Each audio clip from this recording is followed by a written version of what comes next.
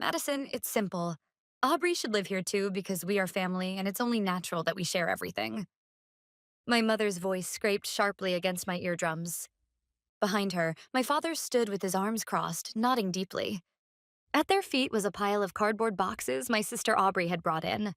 On the sides were her handwritten labels: winter clothes, cosmetics, diary, do not read. Just a few hours earlier, this place had only just become my home. This afternoon, on my 21st birthday, I had been sitting on the living room sofa with my grandmother Vivian, just the two of us. On the glass coffee table in front of us sat a thick leather folder. Go on, open it, Madison. Urged by my grandmother, I opened the folder with trembling fingers. Inside, along with papers covered in complex diagrams and numbers, was a single sheet of parchment that carried an overwhelming weight: the deed to the house, and a copy of the official registration papers listing my name as the rightful owner. From today on, this is your home. My grandmother narrowed her eyes gently as she spoke. The $5 million value is nothing more than a number. What truly matters is that this place is a sanctuary where you can build your future without anyone interfering. You must not allow anyone, even family, to violate that. I traced the ink letters on the documents without saying a word. The legal weight carried by my own name. It was unlike anything I had ever felt before. In that moment, I officially became the sole master of this glass fortress perched on the cliffs of Malibu. Filled with my grandmother's deep love and trust, my chest tightened with emotion. But only a few hours later, that sacred silence was shattered by the violent pounding on the front door and my mother's shrill voice. Madison, I know you're in there. Open up! Standing before me were my parents and my sister, who had forced their way inside. Behind them were Aubrey's cardboard boxes. As I stood there stunned, my mother crossed her arms and spoke as if making a proclamation.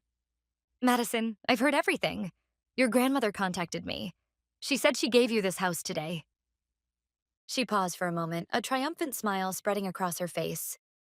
So I've decided. Aubrey will be living here too. Wait, Mom, that doesn't make any sense. I managed to squeeze out the words. This has become my home. Grandma gave it to me alone. As proof, the leather folder containing the deed and registration papers engraved with my name sat quietly on the dining table. My father cut in as though he was giving me guidance, yet allowed no room for refusal. Madison, don't say such unreasonable things. You're still a student. There's no way you can manage a house this big on your own. And Aubrey is about to graduate from high school. It's best for sisters to help each other and live together. Help each other? The words echoed hollowly in my head, because I knew better than anyone that their idea of helping each other had always been built upon my sacrifice.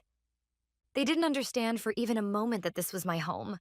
No, they understood it perfectly well, and they had come here intentionally to trample on that fact. To them, this $5 million mansion was not my future, but merely a new asset the family should make use of. Aubrey spoke without lifting her gaze from her smartphone, sounding bored. That's right. I'll take the corner room with the ocean view. It'll look great on Instagram. Her words poured oil on the small ember of anger smoldering within me, and that comment snapped the thread of my self-control. You must be joking, Aubrey. My voice was lower and sharper than I expected. This is not a hotel. This is my home. There aren't rooms prepared for the sake of your Instagram likes. Aubrey finally looked up, her eyes widening as if I had spoken in an alien language. What? You're so mean. I let out a dry laugh. This is a matter of ownership. You have no right to touch even a single key to any room in this house. My clear rejection changed the atmosphere in the room, which had been calm just moments earlier.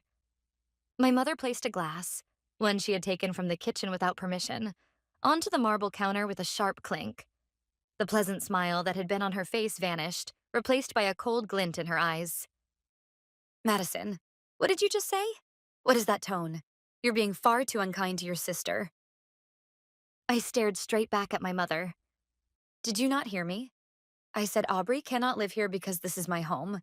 You mentioned kindness. Mom, what exactly are you trying to do here today, on my birthday in this house? The next moment, my mother's hand swung up, and a dry sting spread across my cheek. It was an act so stereotypical and so humiliating. But what I felt more strongly than pain was not a feeling of surprise. It was a cold certainty. Yes, this was her true nature. Her way of forcing down anyone who wouldn't obey, using sheer power. You ungrateful girl. My mother cursed me with a trembling voice. Who do you think allowed you to go to college? We are your parents. How dare you defy your parents? Her words pried open the lid of a bitter memory I had buried deep inside my heart. It was on a summer day after I graduated high school. With my acceptance letter from my dream university in hand, I checked the balance of my bank account, which held the money I had saved for years through part-time jobs, along with the financial help from my parents, to pay my tuition. But the number displayed made me doubt my own eyes. Most of the money that should have been there had disappeared. When I panicked, my mother said without a trace of remorse, "Oh, that money? I used it for Aubrey's trip to Europe. She said the photos she posts on social media have to be real, not fake." My father nodded beside her and said, "That's how it is, Madison. You can manage with scholarships or something. We're family, so it's natural to help each other." My future had been taken away effortlessly for the sake of my sister's Instagram-worthy experiences. In despair, I called my grandmother, not to ask for tuition, but to tell her that I was thinking of giving up on college altogether. However, she did not overlook the trembling in my voice as I tried desperately to sound cheerful over the phone. Without pressing for details, she simply commanded, "Madison, come here at once." When I arrived at her house, she looked straight into my eyes and asked only one thing. What happened? At that moment, the tension snapped, and I burst into tears like a child and confessed everything. After listening silently to the end, my grandmother looked at me with quiet anger in her eyes and said, "Amelia has always been that way. She justifies her selfish actions with the words for the family. Madison, listen carefully. You must never let anyone steal your future. Do not worry about your tuition. I will pay for it." And then she added this. However, remember this. True strength is not merely accepting help. It is being able to confront injustice and assert your own rights with your own voice. Those words had supported me up to this day, and now the time had come for me to assert them on my supposed mother standing before me. I would not remain silent any longer. You're asking who allowed me to go to college? Of course, it's thanks to Grandma, I said clearly. I forgot the pain in my cheek and stared straight into my mother's eyes. The reason I can go to college now is because Grandma paid my tuition. After you used my tuition money for Aubrey? The truth seemed to slice through her pride more sharply than anything else. The color drained from my mother's face, and the next moment it turned bright red with rage. Her eyes opened wide with hatred, as if she had become a different person. What did you just say? We are the ones who raised you to this point. She had lost her reason and was shouting purely out of emotion. That's enough. I've had enough. She pointed toward the living room's front door and spat out her final decisive command. Pack your things and get out. This house belongs to us. It belongs to the family. My father immediately joined in as if he had been waiting for that very moment. That's right, Madison. Your mother is correct. Anyone who defies the family has no place here. I was stunned. This was my home. The deed and the registry both legally proved that everything belonged to me. Yet they were trying to strip it all away from me using nothing but the vague, violent logic of family. Aubrey watched the whole scene through her smartphone screen, laughing. But then it happened. Oh my, that's something I cannot ignore. From the entrance of the room where their angry voices echoed, a calm yet steel-like voice could be heard. The voice belonged to Grandma. Yes, she had not left. From the moment she gifted me the house earlier that day until that very moment, she had been present the entire time in another room, quietly observing how everything would unfold. And in that desperate situation, she was smiling softly, almost amused, as if watching an entertaining play. She slowly stepped into the room. My mother froze as if her earlier outburst had been a lie, and my father shifted his gaze awkwardly, unable to meet anyone's eyes. "Mother, when did you—" my mother asked in a faint, cracking voice. "Since when?" "The whole time. I saw the moment you struck your own daughter's cheek. And I heard you declare, 'This house belongs to the family.'" "I know everything," Grandma answered quietly, then walked toward me and gently touched my cheek with her cool fingertips. "Madison, is your cheek all right? Does it hurt?" I'm fine, Grandma, I replied firmly, though my voice trembled slightly. Yet her presence strengthened my heart more than anything. And in her eyes, I saw not anger, but a quiet, merciless light. My father hurried to speak, trying desperately to salvage the situation. This is, well, just a family matter. Madison simply became a little emotional, that's all. We only wanted the sisters to live together peacefully. A family matter? Grandma let out a small snort, as if she found his words genuinely ridiculous. Jonathan, forcing your way into a house without permission, threatening someone, and committing violence, is that what you call family? As far as I know, society calls those things trespassing, intimidation, and assault. As soon as those legal terms left her lips, the color drained instantly from my father's face. Grandma Vivian was not just a gentle grandmother. She was also a brilliant entrepreneur who had built her own business from the ground up. Her knowledge of the law and negotiation skills far surpassed anyone else in the room. My mother, desperate to regain the control she had lost, tried to argue back. Mother, what are you saying? We were only thinking about Madison. For my sake? This time I cut her off.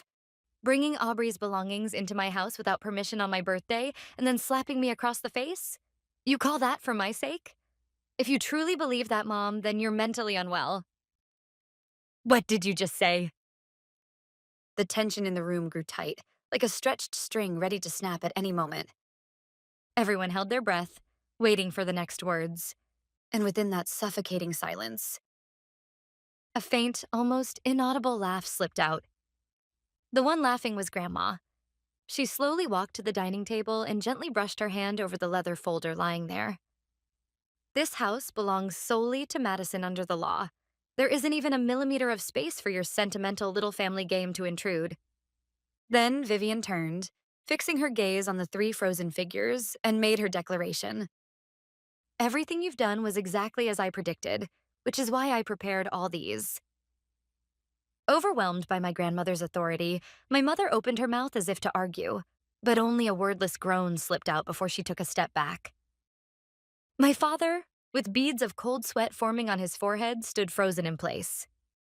Prepare? What are you talking about? Grandma paid no attention to their confusion and sat deeply and gracefully onto the living room sofa. Amelia, you've always had the habit of interpreting things however it suits you. When you used Madison's college fund for Aubrey's little sightseeing trip, you did the same.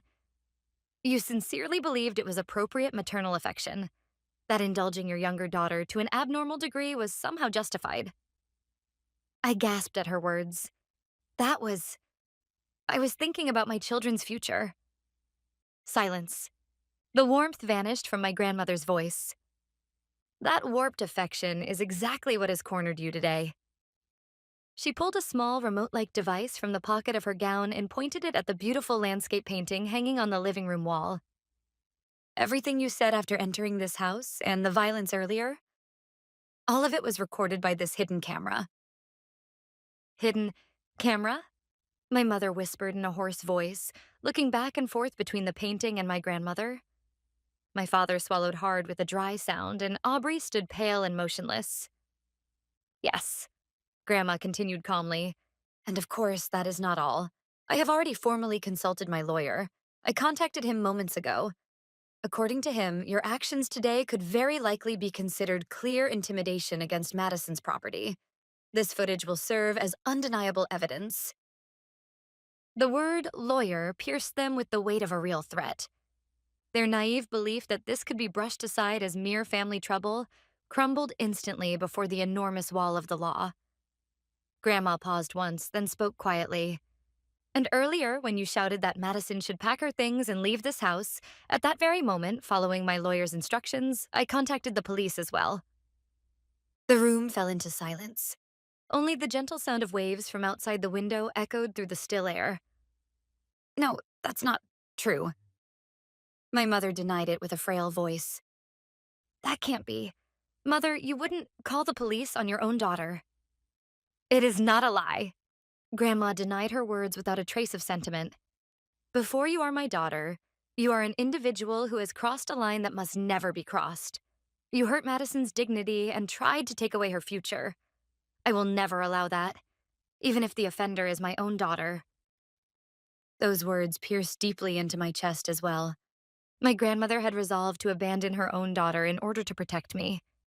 The depth of that love and the weight of that decision made me bite my lip in silence. Aubrey let out a shriek, high-pitched and close to a scream. The police? Are you serious? No way. Do I have to go too? I don't want to go somewhere like that. Dad, Mom, say something. But neither of her parents could say a single word now. They had finally realized that they had fallen perfectly into the trap they believed they'd set for me. They had been dancing in the palm of the one person they must never turn into an enemy, Grandma Vivian, since the beginning. And then, at that moment, in the distance, faintly, the sound of sirens could be heard. It grew little by little, but unmistakably louder, approaching the mansion atop the cliff. Red and blue rotating lights began to cast eerie reflections across the glass walls, painting restless patterns of light over the white marble floor of the living room. Ah, ah. My mother had completely lost her composure. For a woman of immense pride, who always needed the world to revolve around her, getting the police involved was perhaps the greatest humiliation of her life. My father was desperately searching for an escape route. His eyes darted rapidly between me, my grandmother, and the front door. Please reconsider. This is really nothing more than a family quarrel. If you turn the police away, we'll leave immediately. I swear we will never show our faces before you again. His transparent pleading earned nothing more than a cold stare from me. Just minutes ago, this man was trying to throw me out of my own home, and now he was begging for mercy. The sight was both absurd and deeply repulsive. And then it happened. Ding dong. A cold, mechanical chime echoed through the room. While none of us could move, Grandma quietly stood up. Then, with calm and composed steps, she walked toward the front door. A few seconds of silence before the door was opened. In that stillness, I became certain that this long, long day was finally coming to an end. When she opened the door, 2 police officers were standing there. Good evening. We received a report about a family dispute at this residence. Grandma stepped slightly to the side so they could see the disastrous state of the living room. Yes, thank you for coming. I am Vivian Brooks, the one who made the call, and this is my granddaughter, Madison, the owner of this house. The officers turned their gaze toward me. I quietly nodded. Could you explain what happened here? My father, clinging to a final shred of hope, opened his mouth with a desperate expression. Officer, it's not what you think. This is really just an argument. These people are exaggerating the situation. But the one who cut him off was, unexpectedly, my sister Aubrey. She crawled toward the officer's feet, lifted her tear-streaked, snot-covered face, and pleaded, "It's them!" Dad and Mom said they were going to kick my sister out and take over the house. I was against it the whole time, but they threatened to disown me if I didn't do what they said. Even these boxes, they forced me to bring them. I've always been on my sister's side. Her lie didn't even make me angry anymore. I was simply stunned. She just wanted to save herself. That alone drove her to betray our parents without hesitation. This was the true face of the sister my parents had spoiled and adored to an unhealthy extreme. And at her selfish and grotesque betrayal, my father and mother stood in shock, as if they no longer had the strength to argue. The daughter they had loved most, the one they had indulged beyond reason, had blocked even their last escape route. However, the officer didn't so much as raise an eyebrow at Aubrey's transparent lie. He simply asked my grandmother in a steady voice, "Do you have any evidence that supports or contradicts their claims?" "Yes, I do." Grandma picked up the remote from earlier and pointed toward the landscape painting on the wall. The camera hidden inside that painting has recorded everything. We can review the footage immediately if needed. Every word and action since they arrived here. Their intent to trespass, their threats toward the rightful owner, Madison, and the moment of violence as well. All of it. That single statement was the decisive blow. The expressions of the officers turned sharply serious. This was no longer mediation for a family dispute. It was the investigation of clear criminal acts. Then one of the officers turned to me.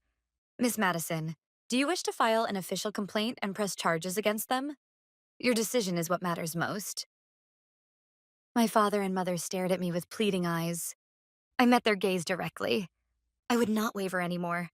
This was not a stage my grandmother had prepared. This was the first battle I had to fight in order to begin my own life. I nodded firmly. Yes, I do. My voice did not shake. This is my decision to protect my home and my future. Then, both of you will need to come with us to the station under suspicion of trespassing and intimidation. No, this can't be. My mother collapsed weakly to the floor. Aubrey, suspected of conspiracy, was also asked to accompany them for questioning. Her voice screaming, "I'm the victim," until the very end, echoed unpleasantly in my ears even after they left. Grandma and I simply watched in silence, through the floor-to-ceiling glass wall, as they were placed in the back seat of the patrol car and as the red and blue lights slowly faded into the distance. When the sirens could no longer be heard, only the sound of waves returning against the shore filled the air around the house. I slowly sank into the sofa. All strength left my body, and exhaustion washed over me. There was nothing but an empty sense of relief that it was finally over. Madison. My grandmother quietly sat down beside me.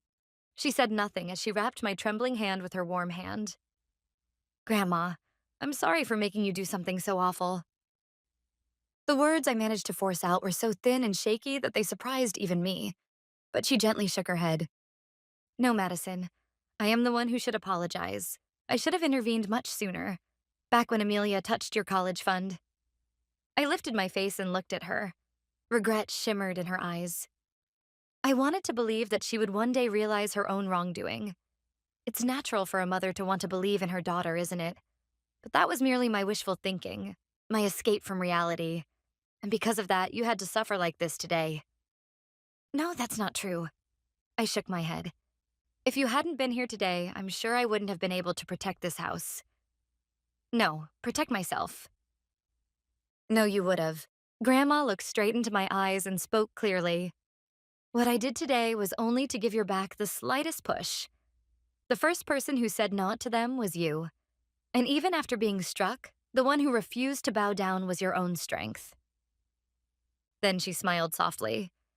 I wanted to test you, Madison, to see if you had the resolve to shoulder a property as great as this mansion. But in the end, there was no need to test you at all. They themselves proved your worth, in their own foolishness, more clearly than anything I could have done. Her words seeped gently and warmly into the deepest part of my heart. Yes, I did not run away. I stood on my own feet and used my own voice to say no. That night, Grandma and I had a small but truly meaningful birthday celebration at the dining table. We did not speak of legal rights to the house or the fate of the people who once called themselves my family. Instead, we quietly talked about the economics I was studying in college and stories of the mistakes Grandma made when she first started her business in her youth. Several weeks passed. The situation was handled steadily and in accordance with the law. My father and mother were prosecuted for intimidation and residential trespassing and received guilty verdicts with suspended sentences.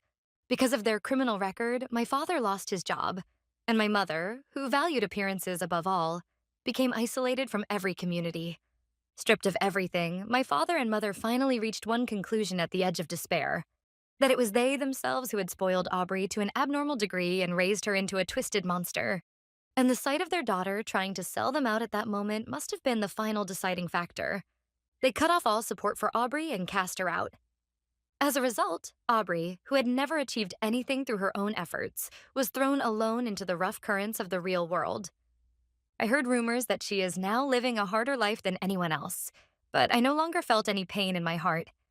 It was simply the natural outcome of a distorted system called family collapsing from within under the weight of its own poison. And 2 years later, I graduated at the top of my class from the university's economics department and leapt into the world of investment. A few more years passed, and I succeeded in launching my own investment fund under my name, and even appeared on the cover of business magazines as a young entrepreneur. Now, Grandma is no longer just my guardian or supporter. She has become my most respected family member and my equal partner, aiming for the same heights with me in the world of business.